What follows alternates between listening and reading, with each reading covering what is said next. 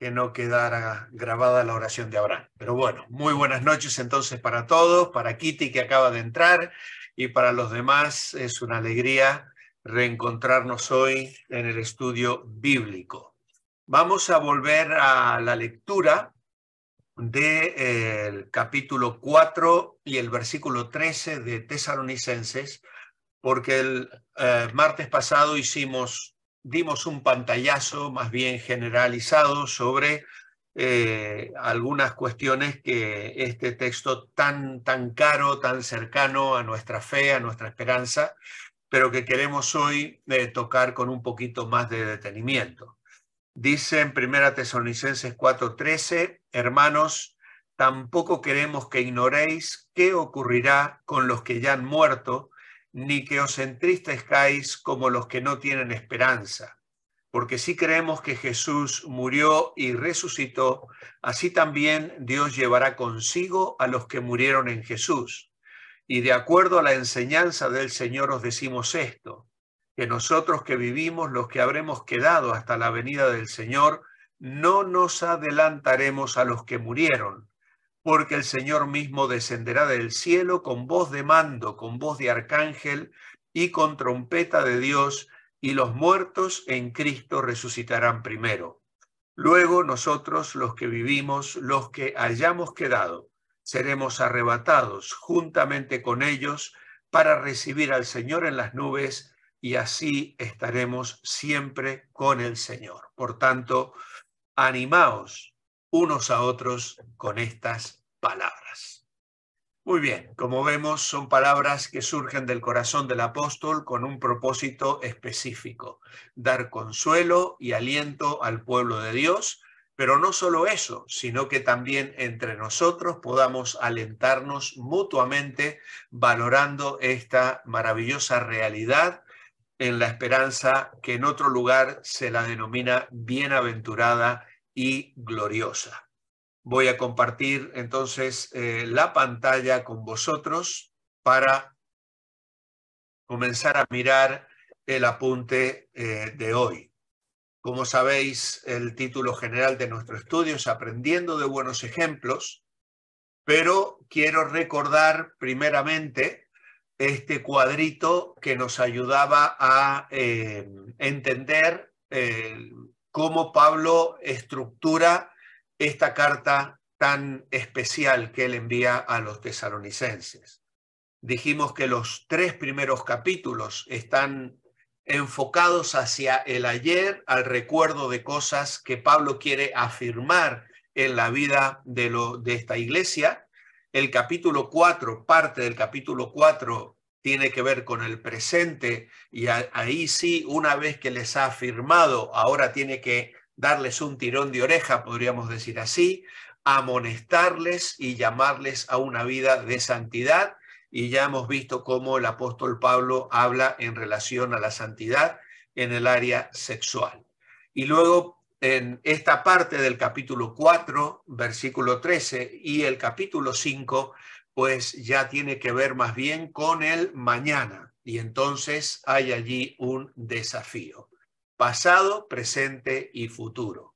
Hemos desplegado una división de los capítulos en el que hemos enfatizado en el capítulo 1 el creyente y su salvación, en el capítulo 2 el creyente o Pablo y su servicio, luego el capítulo 3 Timoteo y la santidad, capítulo 4 la vida y el amor, y luego partes del capítulo 4 y 5 esperanza y compromiso. Esto ya lo tenéis en los apuntes de las primeras clases, así que no vamos a detenernos más a puntualizar las otras subdivisiones que luego os quedan para vuestra lectura, vuestro repaso, y que os ayudarán cuando en cualquier momento tengáis la oportunidad de volver a esta carta para leerla en vuestra vida personal, en vuestro estudio, que es una maravillosa disciplina. Leer la Biblia disciplinadamente, si fuera posible, una vez al año. Esa sería una dinámica realmente preciosa. Hay quienes la leen 2 veces al año, hay distintos planes para la lectura bíblica. De paso, aprovecho que si a alguien le interesa algún tipo de plan para leer la Biblia anualmente, comenzando mañana mismo. Uno no es necesario empezar el 1 de enero y acabar el 31 de diciembre. Podemos empezar y dar la vuelta, ¿no es cierto? Si empezamos, por ejemplo, el 1 de abril y acabar el 31 de marzo. Y así podemos, hay algunos planes de lectura que nos permiten leer 2 veces el Nuevo Testamento y 1 vez el Antiguo Testamento. Hay otros planes de lectura que nos llevan por la Biblia 1 vez al año en una lectura corrida. En fin, hay distintas maneras de enfocar la lectura bíblica. Personalmente os comento que me gusta hacer planes que van de lunes a viernes, para dejar el sábado y el domingo para recuperar, porque a veces en la semana por alguna razón te atrasas, entonces usas el sábado y domingo para ponerte al día y así vas cubriendo las lecturas bíblicas del año. Bueno, este era un tema del que no pensabas ni siquiera hablar, pero bueno, ahora sí tenéis allí un bosquejo, un cuadrito vacío que vamos a comenzar a rellenar, porque es interesante recordar que en el capítulo 1 el apóstol Pablo va a destacar el tema de la salvación, el creyente y su salvación. Y Pablo a lo largo de este capítulo recuerda la forma en que los tesalonicenses se convirtieron, cómo aceptaron el mensaje del evangelio, cómo lo compartieron con otros, y el tema de la venida de Jesucristo en el capítulo 1 era para los tesalonicenses una esperanza que les inspiraba. Y en este sentido podríamos decir que ellos habían sido llamados por el evangelio. Esta es una manera de expresarnos cuando decimos que hemos oído la palabra de Dios, el mensaje del evangelio. La palabra los describe como llamados, como escogidos, como hijos de Dios, etcétera, etcétera. Y en este caso es interesante recordar que cada capítulo de Primera Tesalonicenses hace una mención a la venida de Jesucristo. En el caso del capítulo 1 está en el versículo 10. Al acabar el versículo 10 dice, y esperar de los cielos a su Hijo, al que resucitó de los muertos, a Jesús, quien nos libra de la ira venidera o del castigo eterno, como dice la versión 2020 que tengo delante mío. Les he colocado allí un texto que afirma, diríamos, este aspecto de la esperanza que encontramos en la segunda carta de Tesalonicenses, versículo 13 al 17. Pablo dice allí, pero nosotros siempre debemos dar gracias a Dios por vosotros, amados hermanos, por el Señor, de que Dios os haya escogido desde el principio para salvación. Por eso decimos llamados, mediante la santificación por el Espíritu y la fe en la verdad. A esto os llamó por medio de nuestro evangelio para alcanzar la gloria de nuestro Señor Jesucristo, a fin de... Así que, hermanos, estad firmes y retened la doctrina que os hemos enseñado personalmente o por carta, y el mismo Jesucristo, Señor nuestro, y Dios nuestro Padre, el cual nos amó y nos dio consolación eterna y buena esperanza por gracia, conforte vuestros corazones y os confirme en toda buena palabra y obra. Así que veis cómo de alguna manera Pablo en relación a esa esperanza bendita que tenemos para alcanzar la gloria del Señor Jesucristo.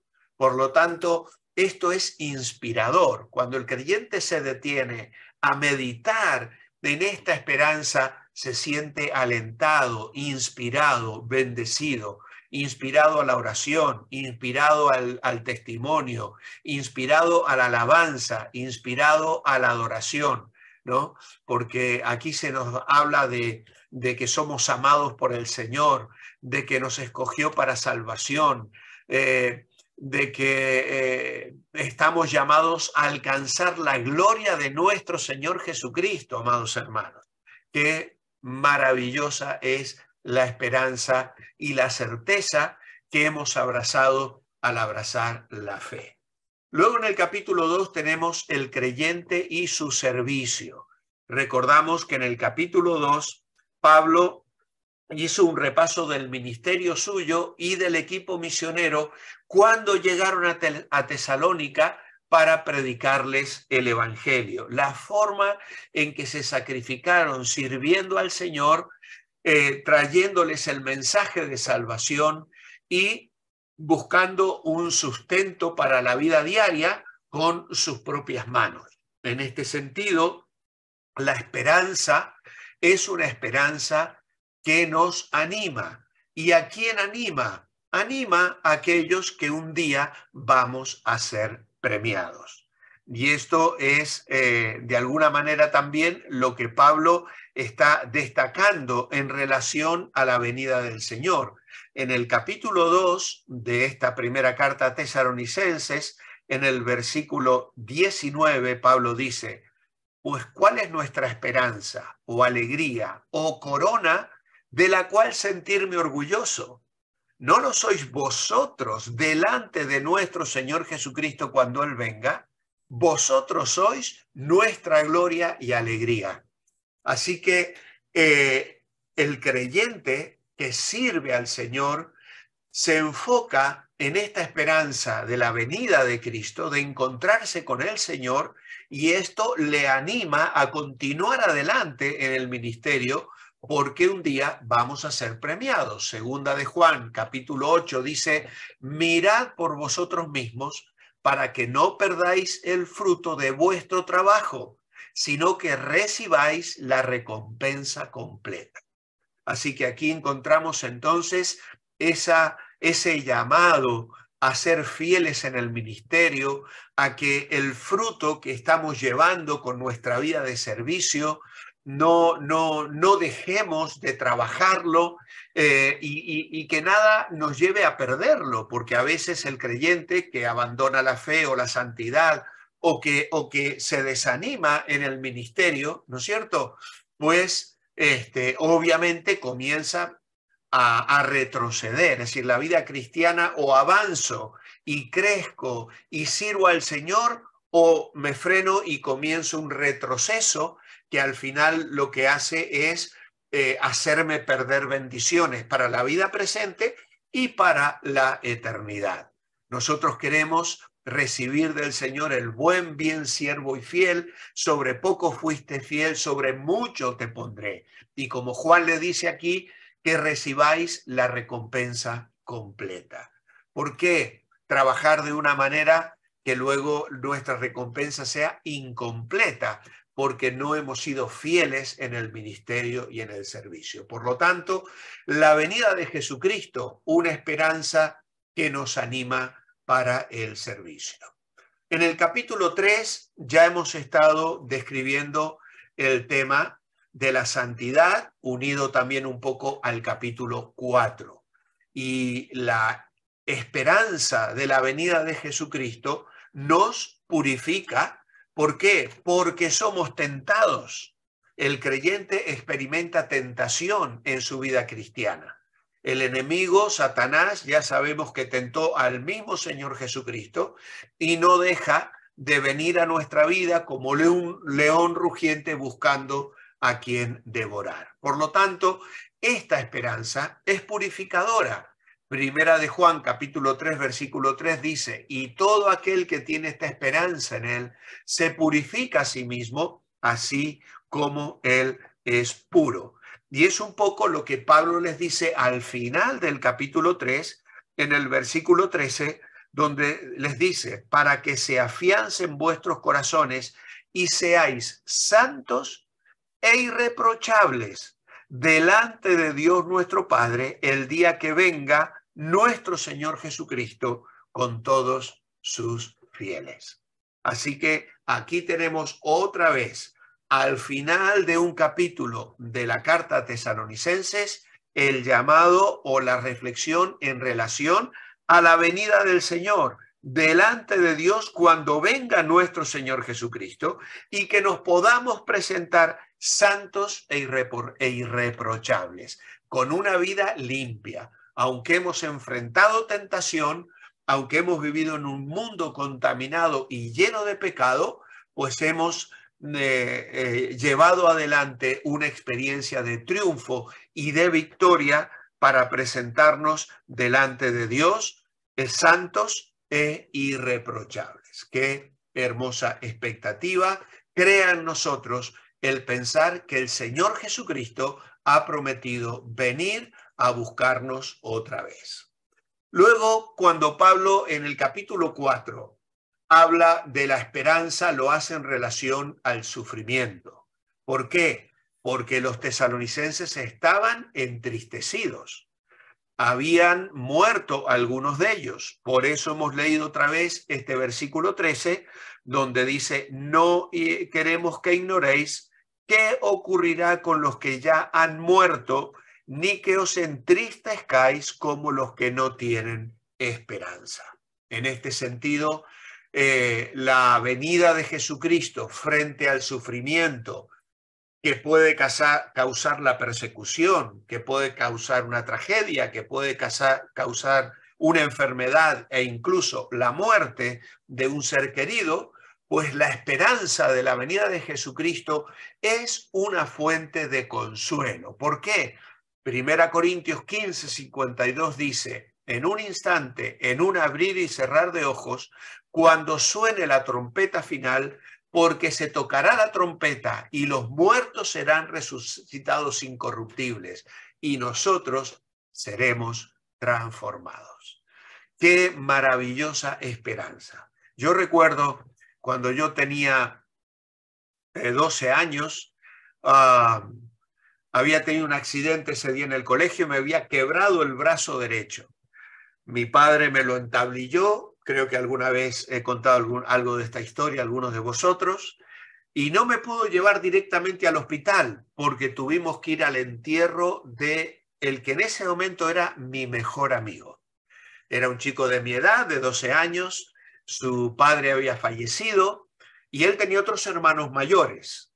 Y al ir al cementerio y al colocar en aquel nicho los restos del padre de mi amigo, después de cantar, de orar y de leer la palabra de Dios, cuando ya todos nos íbamos yendo, el hermano mayor de mi amigo, abrazando a su madre, miró hacia el nicho donde acababa de ser dejado los restos de su padre y dijo, hasta pronto, papá, hasta que alumbre el nuevo día y nos encontremos en la presencia del Señor. Jamás voy a olvidar ese saludo, esa despedida. ¿Por qué? Porque había un gran consuelo en saber que habrá un reencuentro. Y frente a la muerte, la esperanza de la venida de Cristo y la resurrección de los muertos que han muerto confiando en Jesucristo, la certeza de que van a estar con el Padre y que van a venir en el día de la venida de Cristo acompañando al Señor Jesucristo, van a ser levantados ellos primero y luego nosotros nos reencontraremos con ellos para recibir al Señor en el aire, es sin duda una fuente de consuelo que, como hemos leído al final de este capítulo 4, Pablo dice, consolaos, animaos unos a otros con estas palabras. Y finalmente, el capítulo 5, al que todavía no hemos llegado en nuestra meditación, pero vemos la venida de Jesucristo como una esperanza que motiva para los desanimados.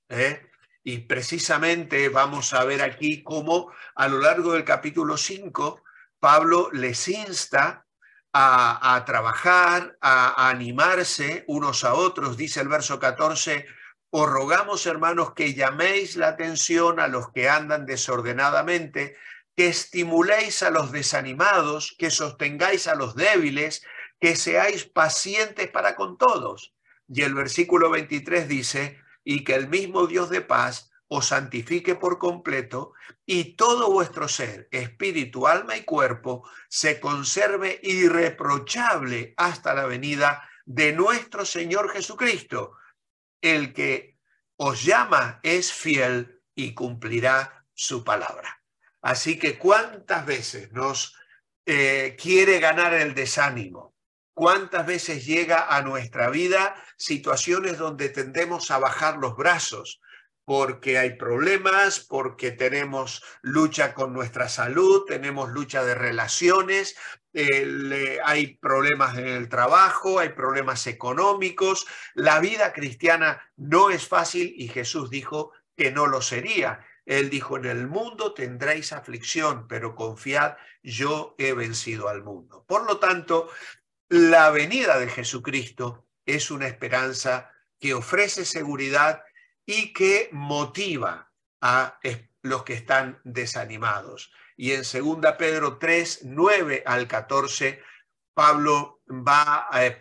Pedro va a destacar que el Señor no retarda su promesa, como algunos piensan, sino que es paciente con nosotros, pues no quiere que ninguno perezca, sino que todos se arrepientan. En ese día los cielos desaparecerán y va a dar una serie de detalles de lo que acontecerá en ese día final. Pero luego nos habla de que mientras esperamos, dice el versículo 14, que todas estas cosas sucedan, haced todo lo posible para ser hallados en paz, intachables e irreprensibles. Así que, hermanos, frente a esa actitud de desánimo de aquellos que dicen, bueno, Jesús dijo que va a volver, pero han pasado 2000 años y esa promesa no se ha cumplido. Pedro nos explica la razón de esa paciencia divina en relación al deseo de que la gente se arrepienta, dando oportunidad de salvación a un mundo corrompido, pecaminoso, rebelde contra Dios. Pero el creyente tiene su mirada puesta en el Señor, que vendrá como ladrón en la noche, dice Pedro. Y por eso esperamos con ansias la venida del día de Dios. Así que, hermanos, creo que esta perspectiva de toda la carta de Tesalonicenses en relación a que cada capítulo hace mención de la venida del Señor, pues debe ser también de mucho aliento y de mucha bendición para cada uno de nosotros. Y es por eso que he querido hoy introducir este cuadro que no estaba en los apuntes originales y también el tema que vamos a considerar a continuación, que lo titulamos el traslado de la iglesia o el arrebatamiento o rapto. El final de la presente dispensación o era en relación con la iglesia tiene que ver con el traslado de la iglesia a la presencia del Señor. Y este acontecimiento es una de las verdades más importantes de la profecía bíblica en el Nuevo Testamento. Aunque la mayoría de los creyentes que estudian la Escritura están de acuerdo en que este acontecimiento tendrá lugar, no todos están de acuerdo en cuanto al momento en que ese evento se va a producir. Nosotros nos identificamos y sostenemos la teoría del traslado antes de la tribulación, que descansa esencialmente en una premisa mayor, que es el método literal de interpretación de las Escrituras. Como algo accesorio a esta manera de interpretar la Biblia, que es entenderla literalmente, cuando la Biblia quiere dar una alegoría, por ejemplo, dice claramente que es una alegoría, pero bueno, no voy a detenerme mucho en esto, simplemente decirles que al mirar este método literal de interpretación antes de la tribulación, también miramos la Biblia desde un punto de vista dispensacional. La palabra dispensación es una palabra que tiene que ver con la administración de las épocas o las etapas en la historia de la humanidad. Otra de las cosas que tenemos muy presente es que la iglesia en la Biblia e Israel son dos grupos diferentes, bien diferenciados, para los cuales Dios tiene un plan y un propósito específico. Podemos decir, por ejemplo, que la iglesia no es algo, o es más bien es un misterio no revelado en el Antiguo Testamento. En el Antiguo Testamento no vamos a encontrar prácticamente rastros de la iglesia como tal. Esta edad presente de misterio interviene en el programa de Dios para Israel, pero Israel rechazó al Mesías en su primera venida. Por eso es que en el Antiguo Testamento encontramos el programa de Dios para Israel y en el Nuevo Testamento, ante el rechazo, diríamos, inmediato o reaccionario del pueblo de Israel crucificando al Señor Jesucristo y diciendo abiertamente, quita, no queremos que reine sobre nosotros, se abre un programa que estaba contenido en el Antiguo Testamento en una forma de misterio, de la que Pablo va a hablar mucho en Efesios, por ejemplo, y que tiene que ver con la iglesia. Ahora, ¿Dios se ha lavado las manos con Israel? ¿Va a abandonar a Israel? ¿Se ha olvidado de su pueblo? De ninguna manera. Dios va a reanudar su programa con Israel y lo va a llevar a término.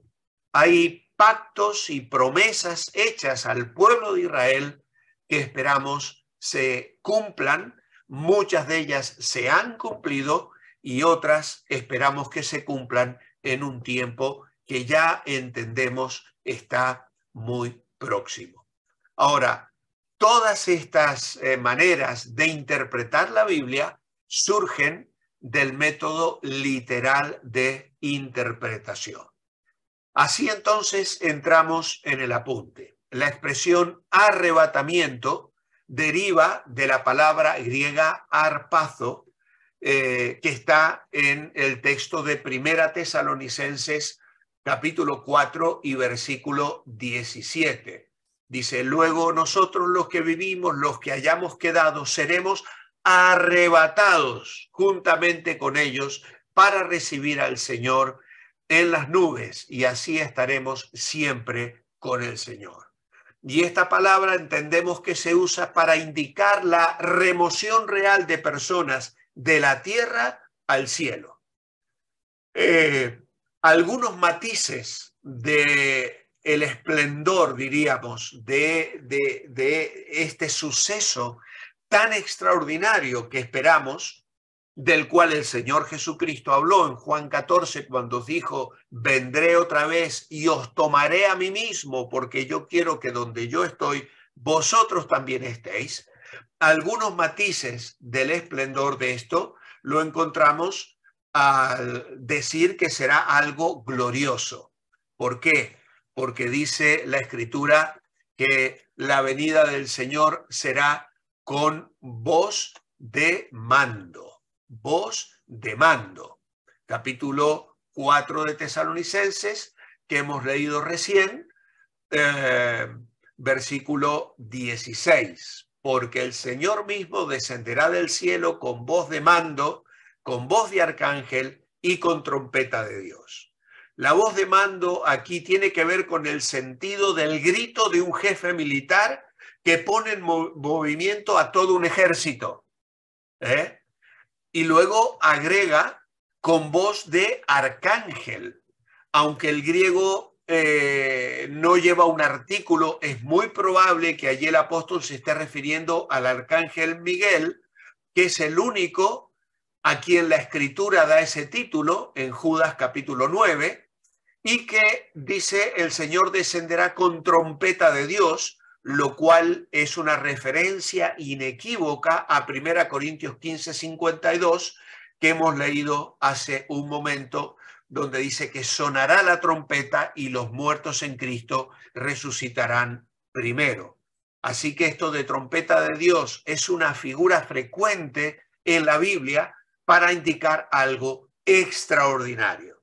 Así que la venida, el arrebatamiento de la iglesia, entendemos que tiene matices de esplendor, será glorioso, porque el Señor se presentará con voz de mando, con voz de arcángel y con trompeta de Dios. Agregamos también otro adjetivo: exclusivo. Exclusivo. Entendemos que esto va a ser algo para los librados de la ira, de las que Pablo habló en el capítulo 1 y el versículo 10. Esperar de los cielos a su Hijo, al que resucitó de los muertos, a Jesús, quien nos libra de la ira venidera. Y este librados de la ira es otro concepto que aparece en Apocalipsis capítulo 3 y el versículo 10, donde dice: yo vengo pronto. Perdón, estoy viendo el 11. Dice: por cuanto has obedecido mi mandamiento de ser perseverante, yo también te guardaré de la hora de la prueba que ha de venir sobre el mundo entero, para probar a los que habitan sobre la tierra. Yo vengo pronto. Así que en este sentido entendemos que este arrebatamiento, rapto, tiene que ver con aquellos que van a ser librados de la ira. ¿Y quiénes son los que son librados de la ira? Como los tesalonicenses, son aquellos que se han convertido de los ídolos a Dios, y dice, para servir al Dios vivo y verdadero y esperar de los cielos a su Hijo, al que resucitó de los muertos, quien nos libra de la ira venidera o del castigo eterno. Así que esto es exclusivo para los que forman parte de la iglesia, los que han sido salvos, los que han dejado los ídolos, los que se han entregado a servir al Dios vivo y verdadero, aquellos que han creído al mensaje del Evangelio que Pablo ha descrito en todo este capítulo 1 de Tesalonicenses, cuando habla de los tesalonicenses y la salvación. Exclusivo. ¿Qué más tenemos aquí? Pues será algo revelador, revelador. El Señor mismo, coronado, refulgente, viene desde la diestra del Padre. Es decir, que el Señor Jesucristo descenderá del cielo, donde se haya sentado a la diestra del Padre. Tal cosa la afirma Hebreos capítulo 1, versículo 3, donde dice que después de haber efectuado la purificación de nuestros pecados por medio de sí mismo, se sentó a la diestra de la majestad en las alturas. Y lo repite en el capítulo 10, versículo 12, cuando dice: Cristo, después de haber ofrecido de una vez y para siempre un solo sacrificio por los pecados, se ha sentado a la diestra de Dios.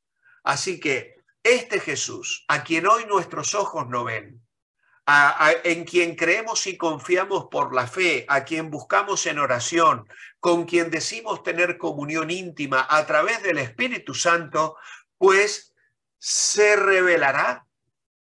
Le veremos, como solemos cantar: cara a cara espero verle, más allá del cielo azul, o cara a cara, como canta Marcos Vidal, o como muchas otras canciones que describen anticipando ese momento maravilloso en que nuestros ojos contemplarán la hermosura del Señor. Así que ese momento va a ser un momento revelador, glorioso, exclusivo y revelador.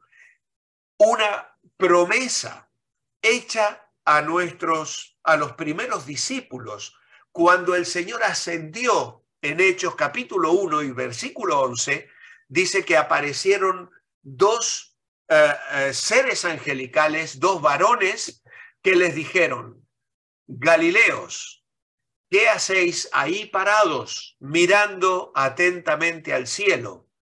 Este Jesús, que de entre vosotros ha sido elevado al cielo, vendrá del mismo modo que le habéis visto ir. Así que, hermanos, qué esperanza, qué certeza, qué maravillosa es la Escritura que nos alienta de esta manera tan bendita y preciosa. Y en esta noche mi corazón se emociona y me gozo en detenerme para reflexionar sobre esta esperanza maravillosa, exclusiva, de la cual vamos a participar en cualquier momento, como vamos a ver un poquito más adelante a medida que vayamos cubriendo estos apuntes. También entendemos que será repentino, repentino, en un abrir y cerrar de ojos.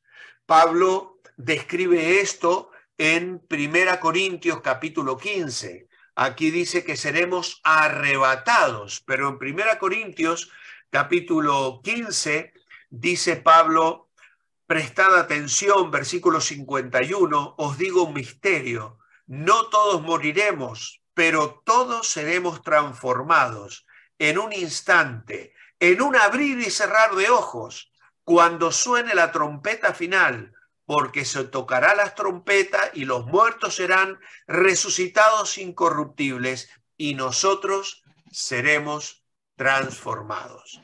Así que Pablo habló en estos términos para describir el momento. Y la palabra griega que se traduce como abrir y cerrar de ojos se refiere a un movimiento rápido, puesto que el ojo se mueve con más rapidez que cualquier otra parte de nuestro cuerpo. Parece apropiado para ilustrar la transformación súbita de los creyentes en el rapto de la iglesia. Hermanos, cuando Jesús nos venga a buscar, no vas a tener tiempo de cerrar tu casa con llave, no vas a tener tiempo de coger tu Biblia preferida para llevártela debajo del brazo, no vas a tener tiempo de despedirte o hablarle de Cristo a ninguna persona. De repente, el Señor vendrá y seremos transformados, seremos arrebatados en un abrir y cerrar de ojos. También va a ser un evento poderoso. ¿Por qué? Porque vamos a experimentar, vamos a ver a los que son resucitados y luego nosotros seremos transformados. Pablo amplificó su gozo ante la realidad de la resurrección con citas, por ejemplo, de Isaías 25:8, donde el profeta dice: destruirá la muerte para siempre y enjugará el Señor las lágrimas de todos los rostros. Oseas capítulo 13 y versículo 14 dice: de manos del Seol los redimiré, los libraré de la muerte. Muerte, yo seré tu muerte. Seol, yo seré tu destrucción. Qué tremendo la profecía. Y la última cita es una burla a la muerte, como si fuera una abeja cuyo aguijón ha sido quitado.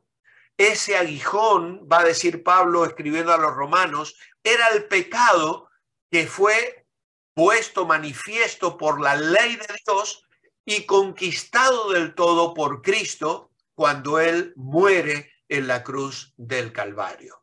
Por eso dice Romanos 5:17, pues si por un delito reinó la muerte por causa de uno, muchos más reinarán por medio de uno, Jesucristo, los que reciban la abundancia de la gracia y el don de la justicia.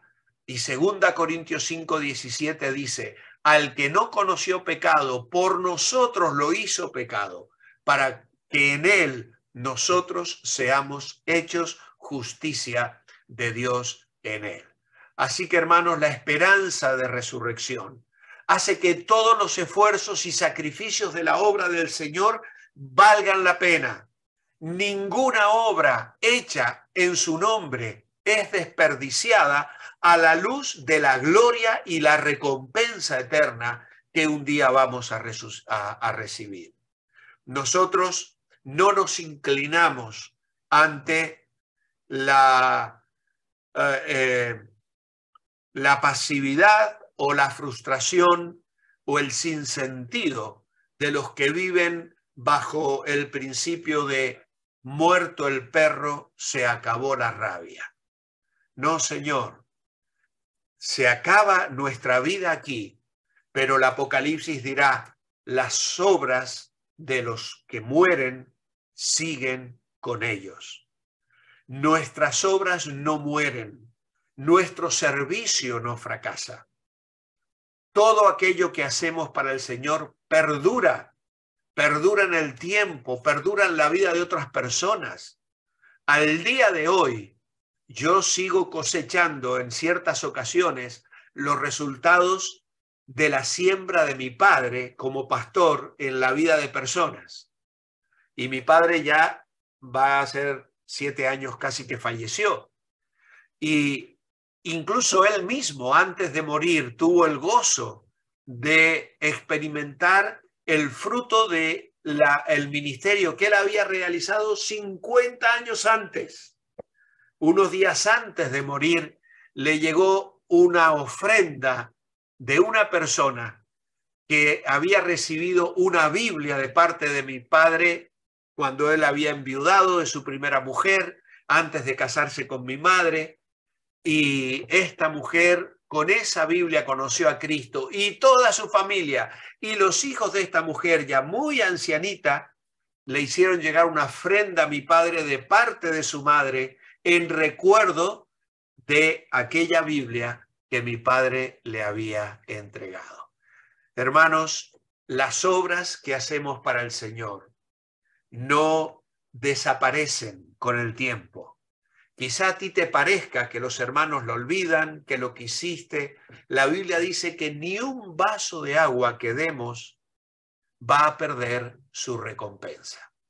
Así que, hermanos, levantemos nuestros ojos.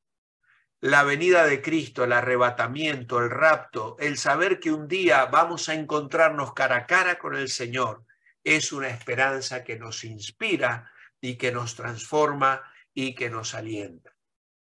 Y es también un evento inminente. He aquí, dice que vengo en breve. Esto lo leemos en el último capítulo de la Biblia, el capítulo 22 de Apocalipsis, versículo 20 dice, el que da testimonio de estas cosas dice, ciertamente vengo pronto. Amén. Ven, Señor Jesús. No sabemos ni el día ni la hora, pero Jesucristo viene pronto. Y en un momento en que nadie lo espera.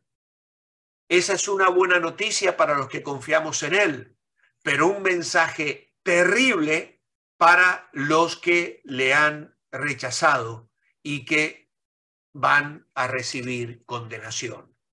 En breve significa en cualquier instante.